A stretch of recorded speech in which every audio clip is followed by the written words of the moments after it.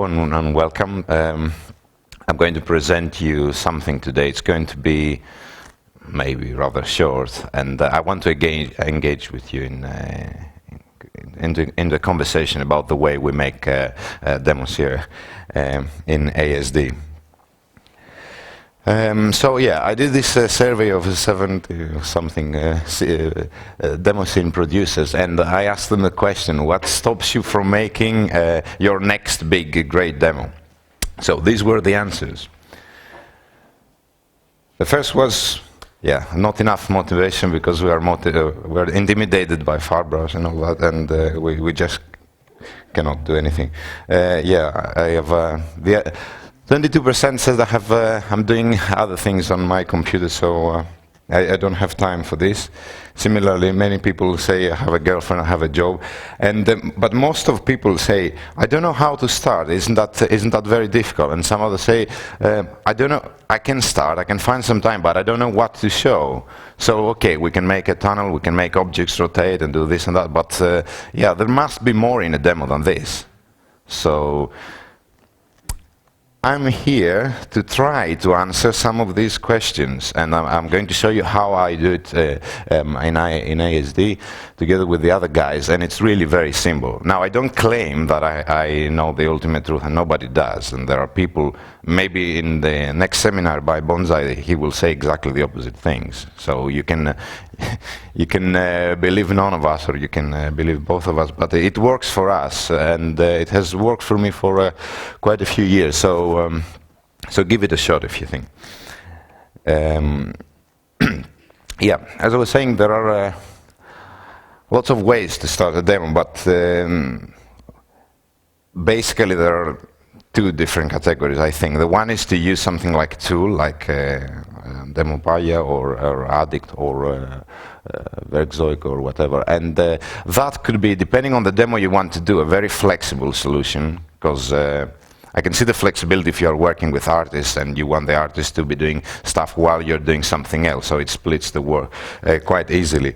But it all depends on on your skill, on the situation, on the demo you want to do, etc.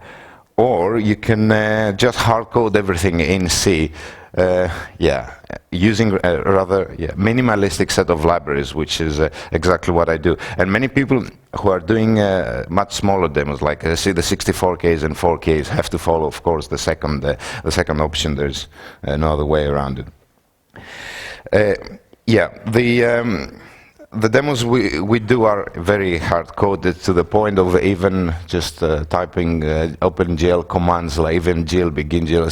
Sometimes there isn't even a wrapper around these things, and the underlying library is very Spartan. So you have something like shaders and texture management to load them and enable them. There is no scripting, basically nothing. So there's no a time script with lines, you do this, you do that, etc., etc. There's no fancy camera functions whatsoever. I'm going to talk to you about cameras in a bit, and there isn't even a proper particle system. It's all written from scratch each time. So you would say, but that's crazy. Okay, why do you do this? Isn't it more difficult? And I say no, basically. It's not because it's fun to make. I think that the fun factor wears out after probably your second demo. But it's definitely, well, very rewarding, and I think that it's much faster to do demos like this than to script demos. And handmade demos always look different. I cannot put my finger on it, but there is something there that you can tell. This was written by using a script, or this was written by using hard-coded, and it always feels just a little bit special. I suppose it's the equivalent of handmade anything, you know, cars, furniture, and industrially produced. So yeah, you ask, so how fast can you do it? Yeah, with I don't know if you've seen that robot demo that I made for Zine 13 headlines, which has.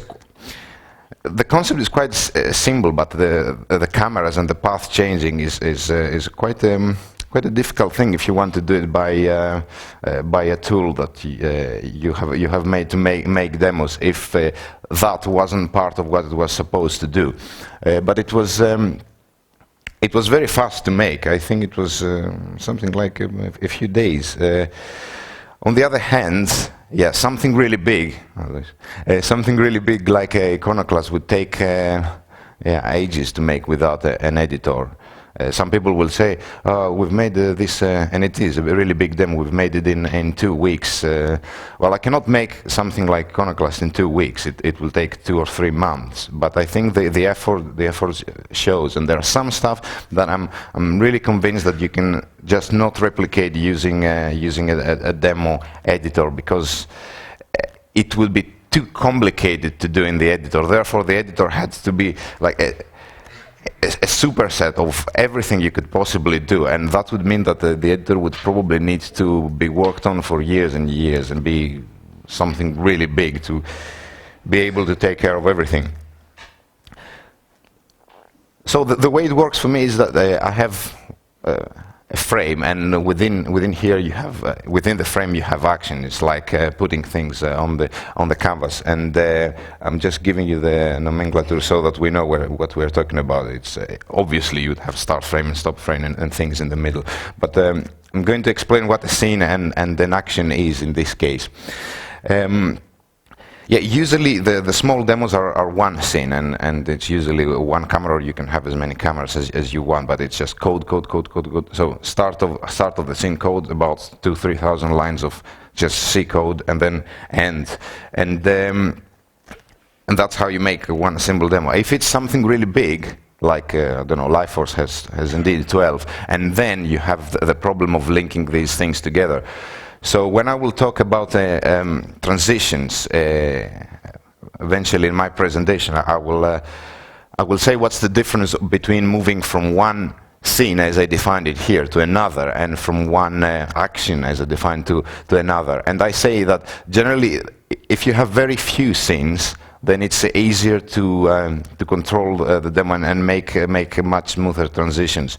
But if I said, okay, I'll have LifeForce in one file, what I mean log file is like one big chunk. It can be in many different files, of course. It would be almost impossible to manage that. So it's a balancing and managing the resources a little bit more easily. Yeah, and an action would be just a symbol effect, like the hanging man in lithography and the particle system or whatever. Now, what I have with actions is always there is this float. It's associated with its action, and it defines the computational effort that the program needs to put to go through the action. And when it's 0, then nothing happens. The function returns. It does nothing. When it's 1, then it shows the effect. Now, yeah, for example, very simple example, rain would be something like this. So max particles, as you go from 0 to 1, max particles go from 0 to max rain particles. So you would get an effect of just one drop and lots of drops. Now, why I do that?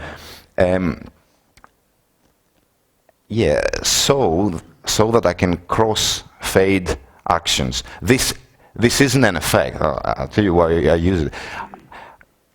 And it doesn't happen in front of the camera. This isn't part of the effect. That should all happen outside what you see, so that you can have, for example, rain with this little thing.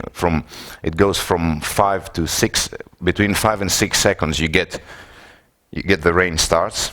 So before that it was nothing, and after the 6th second you get rain, and between 15 and 16 seconds you get less rain until you get 0. So if you could imagine, it would be like a curve that goes up and down,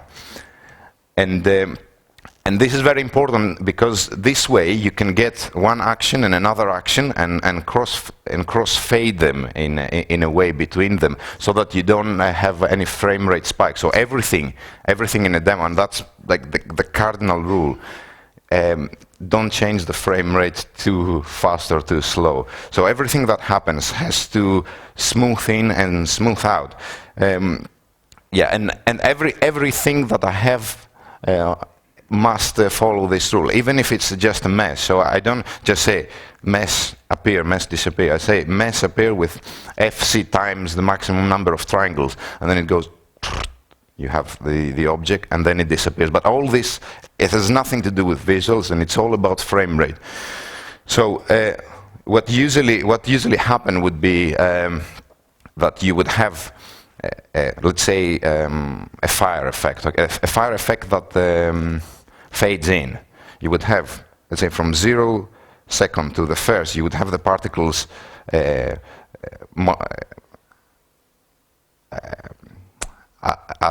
adding more. You would have them appearing from nothing, and then from the first second to the second second, you would have them fade in. So they would already appear. The computational effort would be smoothing, and then fade in. You wouldn't mix the two things, of course. Same with meshes, same with everything. Yeah, particle system. The other thing we use, like everybody, of course, in demos these days, you use what you would call a particle system, and you say you need an initialize function, an update, and a render, and you have for each particle you have associated position, velocity, lots of things, and it's really good stuff, and it's object oriented, etc., etc., and it's a good exercise for abstract, what's called abstract particle class or something. Yeah. Well, waste of time, and I'll tell you, in most of the cases you can actually find what in, well, more than that, you can actually see where the paths that these particles would be running on. So you really don't have to do any sort of work with initialization and update and render. If you know that your particles are not going to hit something, for example, a moving object, so that you would have to do checkings, etc., etc., you can find the path function and just go and render it straight away. So consider that, which would be let's say stars moving in parallel or something effect.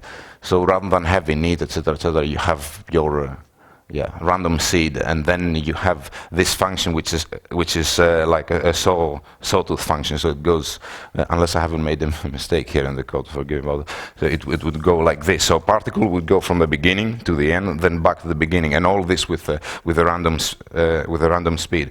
And you could, of course, do the other thing, and it's not about wasting memory. It's just you're wasting time, and you have lots of these things to add. So every waste of time just adds more to the project, and it gets longer to produce.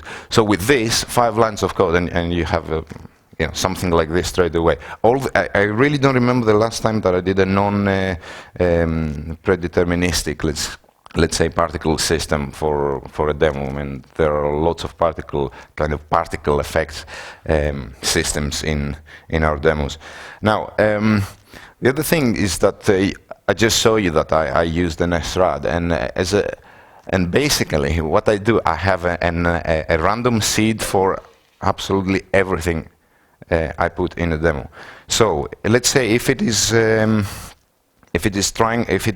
stars, I try to find the best random seeds to put in the demo, and position the particles depending on that. And the way I do it is that I have, for example, connected my scroll wheel mouse, so that I play the demo, and I have particles coming, let's say, and I know that in some cases the camera would go through the particles and it would look bad.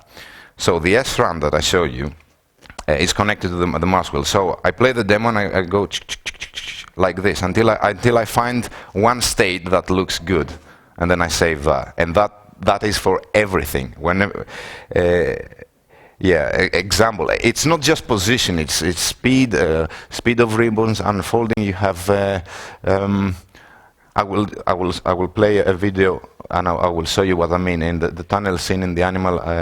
Attraction, the position of the meshes, they were these slaves dragging this thing at the end of Iconoclast. I didn't just say you go there, you go there. I just said, well, just go somewhere, and that looks good.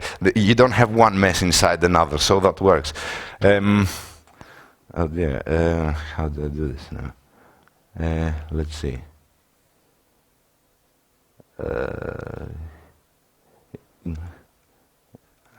One second, I'm going to play a video.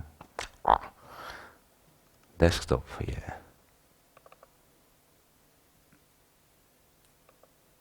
Yeah, I mean, that effect was not even 10 lines of code.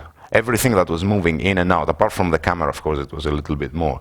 But all the speed and position and the warping and the slight rotation and everything, it was all just a seed, which I found after a couple of minutes.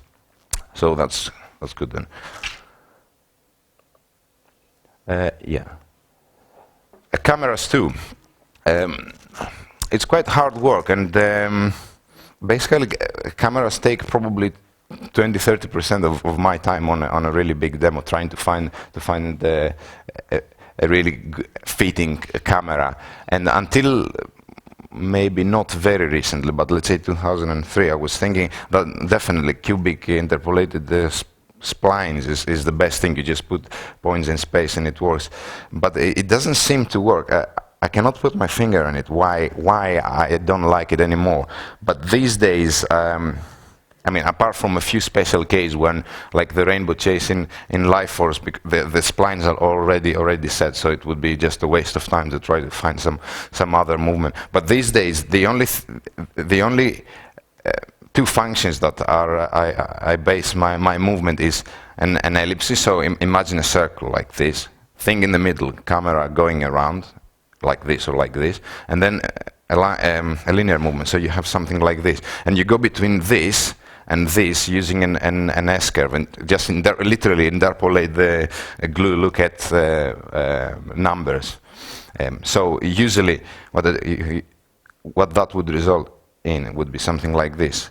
Camera rotating, then catching up with the line, then doing this, then doing something like this. And it's always one circle, one line, one circle, one line. Or very rarely, one circle, flash, camera going backwards a little bit slower than again.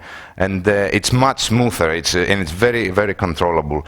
And you do the same with the field of view. You change the field of view always with a sine cosine function so that it opens up and close it, and so on. But I really think that the camera is very important. It's a whole science, and I'm still trying to learn as much as I can. Yeah, that's the other problem. Have you ever? I'm sure you have thought of that. What happens if you have a really big demo and somebody makes the music? Lives in a different country. You cannot be and jam at the same in the same room. And somebody has to make the music and maybe lag. That is, you are coding faster, which is the case always with ASD, or you are behind. So they finish the music and now you have to do your demo that fits. And when I say fit, I don't mean so that you get the beats with the flashes. That's really the easiest thing. How do you get the mood of the music with the mood of what you are watching? It's quite a problem. And probably in Life Force, in other demos, there are so many changes in the mood. How would you do that if the graphics were already there? So yeah, what I do is that we say with a music, okay, let's make a song. How many BPMs? He says 120. Okay, 120 times 4 quarters times something like 4. It would give you something like, let's say, 24 seconds. 24 seconds, which means that he can make some music. It's like a musical phrase. So, but I know that 24 seconds, I cannot just make visuals for 24 seconds. It might be 26 seconds or 23 or something like this.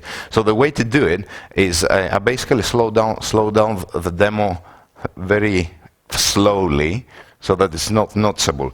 You have your visuals are 26 seconds. You have your music, it's 24 seconds. And this is the delta T of the system of the demo.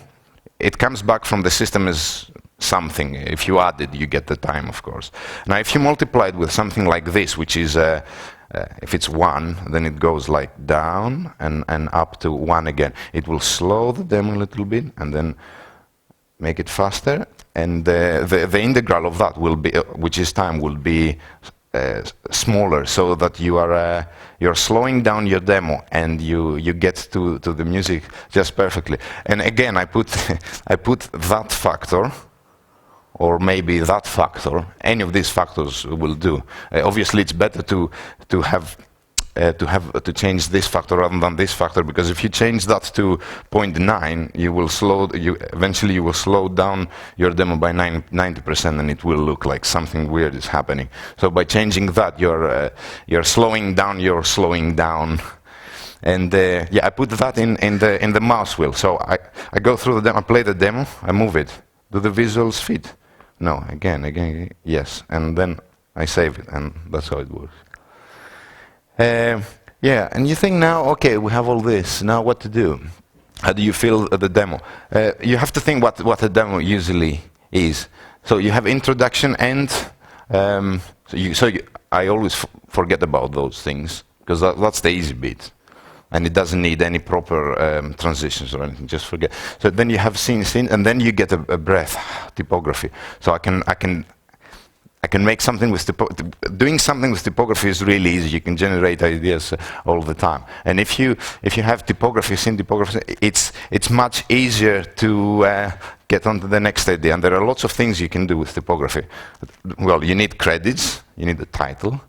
Maybe you need some greetings, and maybe you need some poetry, although we try to avoid that these days. But if it's your last resort, then do it. Yeah, transitions. Actually, I was asked to do this presentation to talk about transitions, but I thought we actually in ASD we don't do transitions. That's what you see is not traditions. That is the demo. So what you would call transitions and our demo is the two things shouldn't be mixed up. And I think do transitions not for the sake of transition, but for the narrative, because you want to say something. If you don't have anything to say with your transition, then it's just wrong. And don't forget again, the frame rate must be constant. The most important. The key element of a good transition is to keep the frame rate, because there are many times when I saw a good idea but it was horribly executed, because you could see that now it starts rendering, for example, into a texture, and it slows down so I can see what's really happening. Things are moving, and you say, oh no, you spoiled it. Yeah, and speaking about transitions in the sense of non-flow, not the flow, but the flow parts, but the transition. I've compiled a small list, which you might agree or not with me, about the transitions that I would try not to overuse, and obviously it's fade in and out. Although a crossfade is always quite impressive if you manage to do it, but it's extremely hard to keep the frame rate constant as one scene gets into another. There is a crossfade in Life Force when the camera gets into the cloak, and then you get this scene with the chairs and the beds, and that's a crossfade for 2 seconds, and it was really, really hard to get it just working without spikes on the frame rate. I can tell you that. Or another thing, you have something happening, another object comes in front, and then it goes away, and then the scene changes behind. It's good if you use it once or twice. Or you have a scene, you pan, it's blackness, then you pan back, it's something else, and or flashes. And the reason all this effect. And the reason I'm saying that is because it's quite obvious, and it's seniors that will watch your demo, and they will know that it's the oldest trick in the book, what you're trying to do, and it's always nice to do something different than what has been done 100 times. Yeah, as I was saying, yeah, it's all about the story, and you think, so how do you get a story? And I thought that I could start by telling you that it's well, obviously you have to observe things around you and look at everything as a puzzle. But maybe a trick is to start with something that has a certain shape or color, and then find something else that has that is sharing those similarities, and go from one into the other and to the other and so on. So I compiled a small kind of demo story.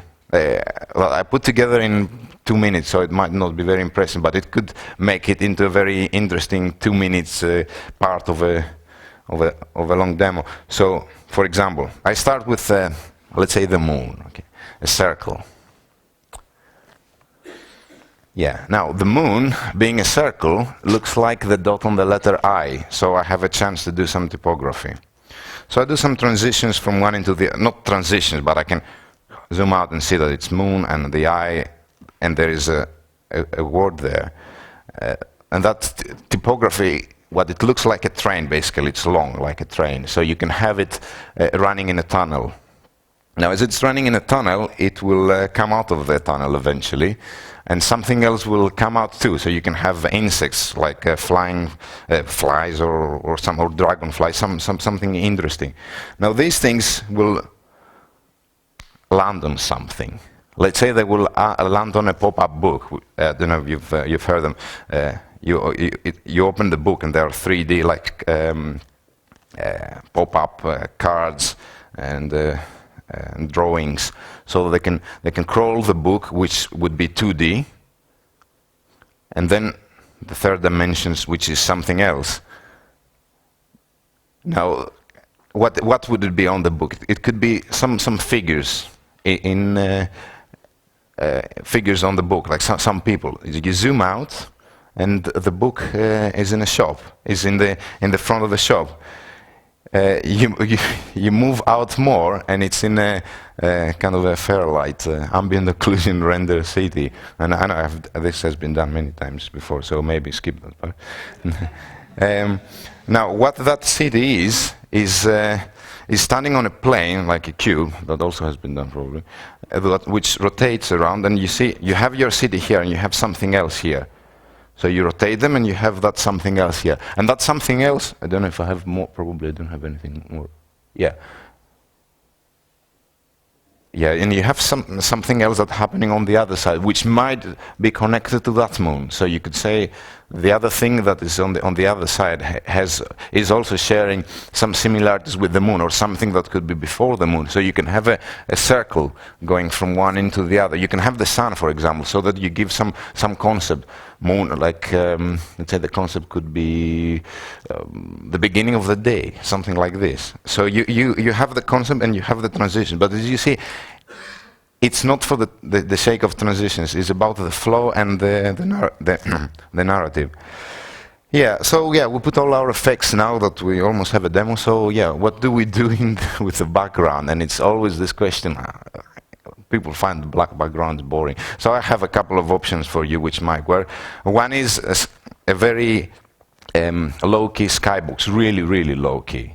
Like you can just about see it. It makes things look that much better. The other thing is that, I don't know if you've tried the Wings 3D, it's this amazing program. You can do demo meshes in no time. Now do some demo meshes like random boxes and stuff, and then take it to Blender and do some ambient occlusion texturing, all static, and then put all that in the background, maybe with a skybox. And it does look quite good. We did this in the demo. It was called lithography for the Intel competition. Or another thing which probably you've noticed that the Finnish guys tried quite a lot is the good old tunnel or parallel planes, which I quite like. So you have the two planes very narrow and moving around, and you move, and an effect's happening in the middle. All rooms. So if you're moving into something that has more that is related to things that happen around us, rather than just crazy fantasy, so you can have a room like we had one in Life Force, and you can put some very interesting, or in Edge of Forever, and you can put some really interesting effects and ideas in a room. So yeah. Last details. Name, very, very important. I cannot tell you how much time we spend giving a demo a name. Probably the worst thing to do is to give your demo a name that implies that it's a sequel, like Planet Risk 2. How boring could that be? Why revisit a 5-year-old demo? Move on with your life. Do something else. The other thing, a very good trick. You watch the demo. You've watched it a million times, and you don't know if it's bad or not. If you don't know if the colors are right, the speed is right, and nothing. Try to do this. Record it with Fraps or something, then put it in video editing program and mirror it and watch it again. You will see that it looks like it's a different demo. It looks like something you've just watched for the first time, more or less. I don't know how that works, but it does. And you watch it and you think, oh, that's a good demo, or oh no, I have to remove this scene. It's not very good. So yeah, and eventually it's a battle between too much content and too little, and you have pros and cons in each case, and yeah, you need to have some sense of what is good or bad. I suppose you can only get that through experience and going to parties and speaking to people. Yeah, so we have to move now into questions, and I finished this part of my presentation.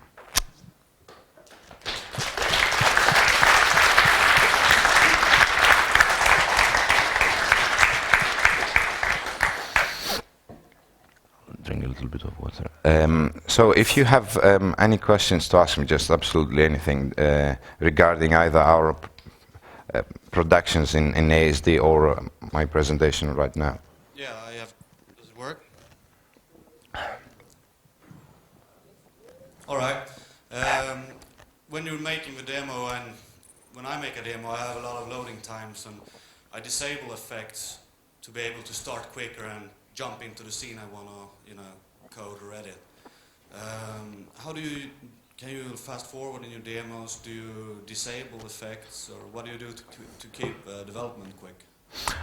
Yeah, I don't necessarily disable effects. What I do is I try to work on each scene individually and think that this scene and the next scene, which the order might change at the end, will be linked somehow in a magic way, and I try to find. And once I get to the point of linking all together, it's actually quite hard work if it's a really big demo. Of course, I have a function so that you can move the mouse and you can go forward in a demo and move the music with that. That's quite trivial.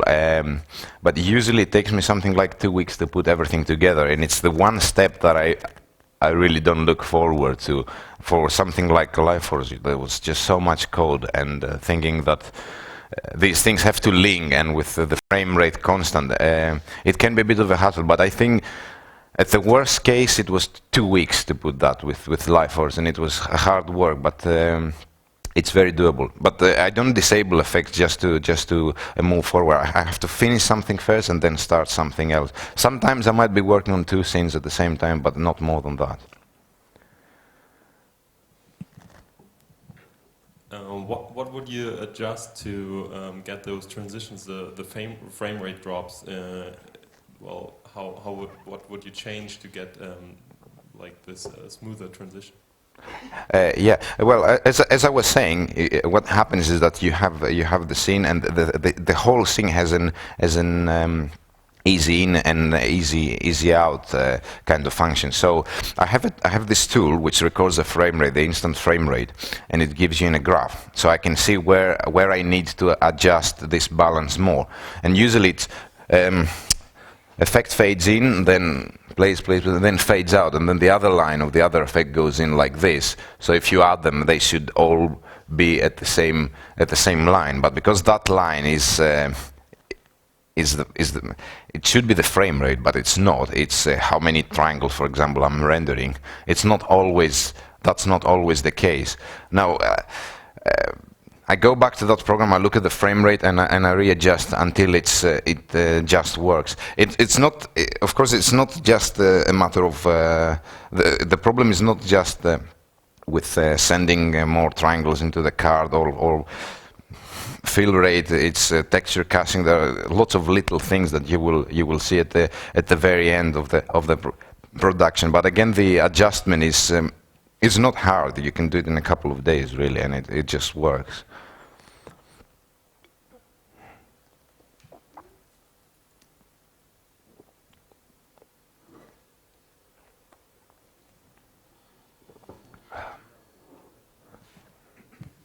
I was wondering what kind of external software do you use, for example, to build models, and in what format do you store them, and how do you load them in?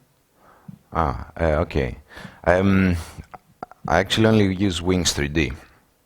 I use Wings 3D to make static models. I used to have this library to do rotations and a bit of bones and a bit of everything really.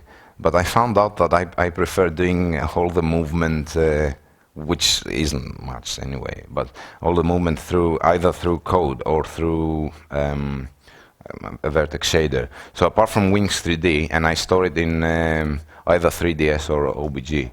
I don't use that much else. So yeah, and Penshop Pro, that's the only two things. And Blender for anisotrope, ambient occlusion baking, like baking, and that's something I only discovered the last year. So until then I didn't. Basically the models are very, very simple. There's only one pair of UVs, so it's one pair for both the baking, the baked light, and the texture. Now, if you wonder how does that work, it does work. In the vertex shader, I readjust the UVs and it works. Yeah, and that's it really. It's really minimal, really minimal.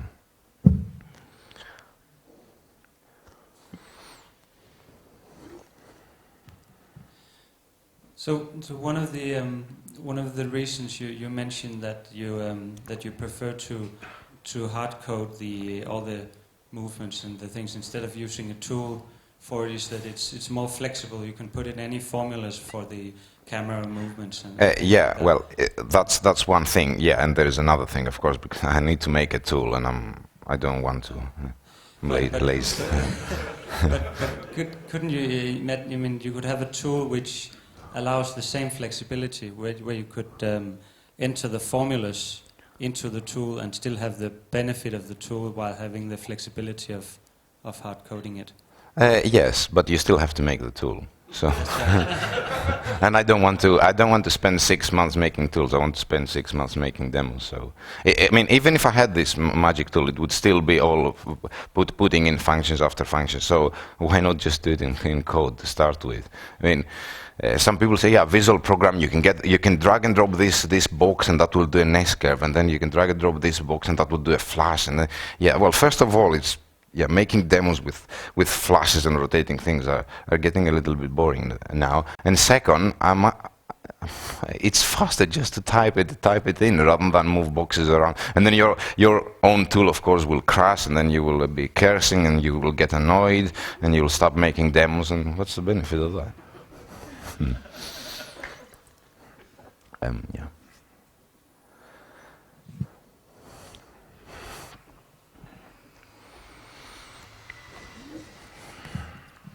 Do you sketch a storyboard of your demo? No, never.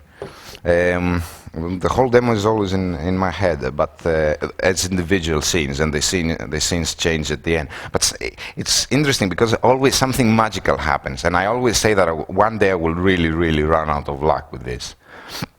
That's what we do. Me and Music, we do that. We say we're going to, let's say, make a big demo, but now it's not just a matter of making a big demo because we've done this. We want to make a demo that has some sort of a meaning, has some progression. It starts low and then it moves into a crescendo and then it finishes, or it's the other way around. But there is something, there is a progression. And I always think I have to find some good ideas for the effect, but I also have to find the good ideas for the progression, and it's quite hard to do that. And I always think of some scenes that I cannot put them together in the puzzle, and then something magical happens, and in a week we brainstorm and we say, oh yeah, let's put them like this, and the music fits and everything, and it's I don't know, we will run out of luck one day, but no storyboard, because a storyboard would have to change all the time. There is nothing. The other thing that I've noticed with getting ideas is that a long time ago I thought that it would be a very good idea to go to, let's say, a bookshop and look at the graphic design, how graphic designs in magazines and books, and how the professionals are doing. And I'm not a graphics designer by any stretch of imagination, but getting some ideas from that, I thought that would be cool. And eventually I've changed my mind with it. I think that if you're going to do that, then you will end up basically copying other people's ideas. And you see it in many many big or smaller demos that are very influenced by that, and you think it's a pity because they obviously have the talent and they could do something on their own instead of copying something else.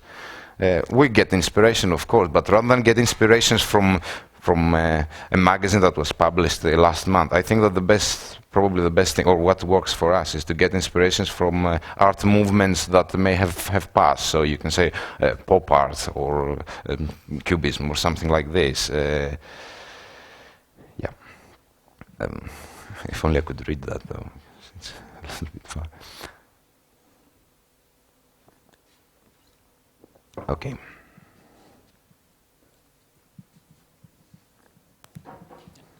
So when you talked about you have this, sometimes you tweak different, like random seeds with a mouse wheel and things like that.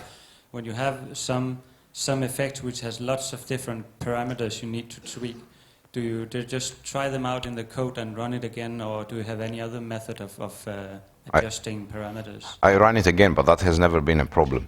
The compile takes really 2 seconds, and now I actually know what will look okay.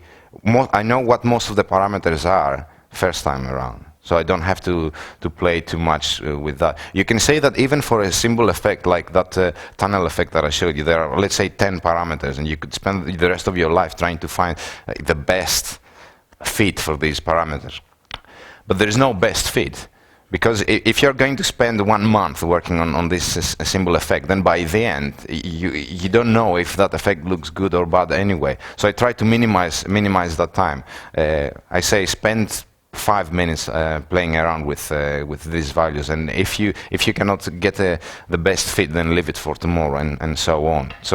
So I try to just put some colors that I think that are nice and tweak only things like position, because it's obviously really bad to have one mesh into another and the speed that controls the position. So with colors and shapes, it's always I have it right the first time around, and it's just a matter of position with the mouse thing, and that's it.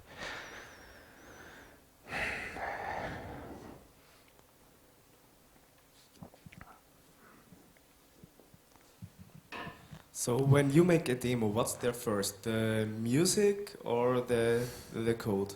The code, by far. just to give you an idea, Life Force, for example, I started in around February of last year, and the music started around July. So that's the kind of difference. But sometimes for small demos, it's like 1 or 2 weeks, one ahead of the other. But it always works. I don't remember the last demo we did where the music was ahead of the graphics, basically. Yeah, but I want to make one which is like this. It's difficult. Once you have the visuals, then the musicians go, oh yeah, we want to do, because you can imagine they are very busy people. They have lots of other things to do apart from demos. So it gives them a very good inspiration. So I do the code anyway. I don't need inspiration from music. And it works out just well.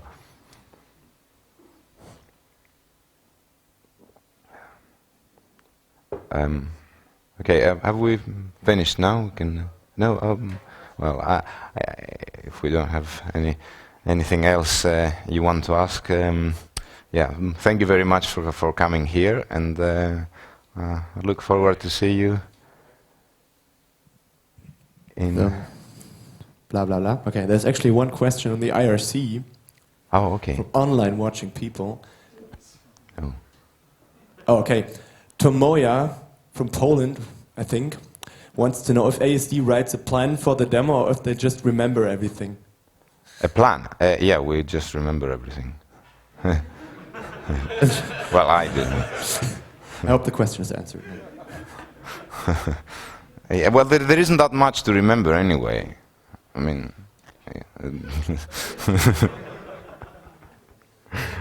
yeah. Well, if I, for example, if I had the, let's say while I was making a demo, if I had an accident then or something and I lost my memory, then the demo would be lost forever. There is nobody sits down and writes, we're going to do this. So it's a bit dangerous. But how do you approach the creation of more alternative demos, like the evolution of vision? Yeah, or the one I'm going to show you tonight.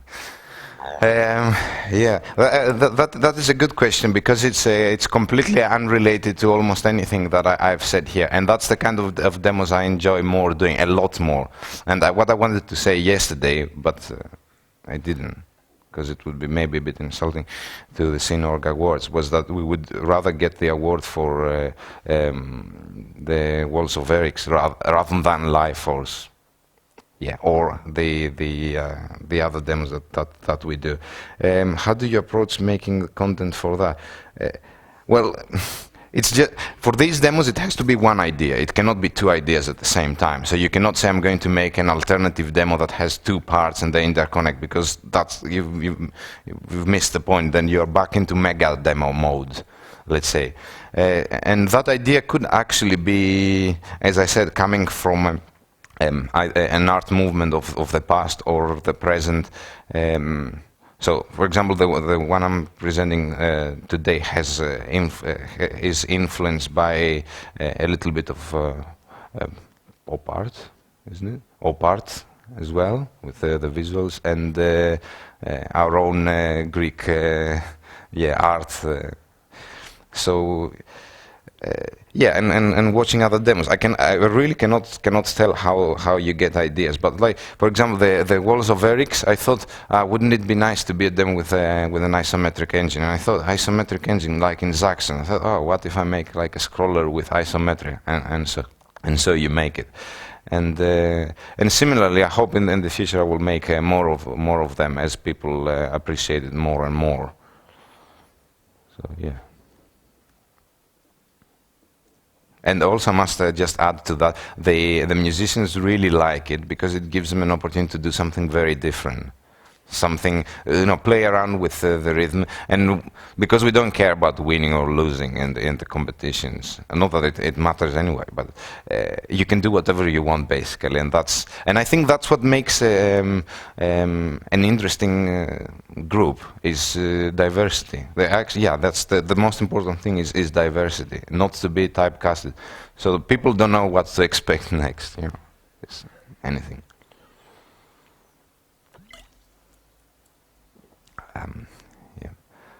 Yeah, orange. It's your choice. We can go. I think that we've covered quite a lot of things about how we make. And as I said, I don't claim that I, have the key to all the answers. And what I do might be completely wrong. And I come back in 2-3 years and I say what I told you is completely wrong. And just use tools because they're really cool. And you can make you can make faster demos. Although I don't think that will be the case.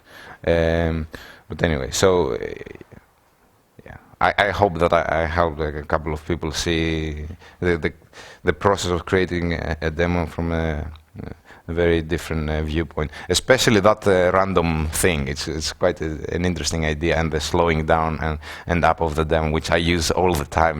There are my tools. So there you are.